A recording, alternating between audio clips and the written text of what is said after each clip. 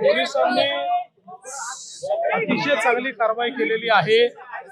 नेपाळमध्ये पळून जाण्याचा प्रयत्न होता, बॉर्डरवर त्याला पकडलेला आहे।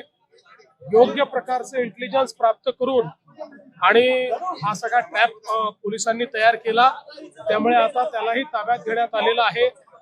मी पहिल्याच दिवशी सांगितलं, या केसमध्ये जेवढे लोक आहेत कोणालाही सोडलं जाणार नाही, कुठल्याही प्रकारची हयगय याच्यात सहन केली जाणार नाही आणि अतिशय कडक अशा प्रकारची शिक्षा झालीच पाहिजे, हा प्रयत्न आमचा असणार आहे। जालिंदर सुपेकर यांच्यावरती आरोप होत आहेत की जे शस्त्र परवाने दिले गेले हकबने कुटुंबियाला, त्यात मोठा घोळ जो आहे तो झाला।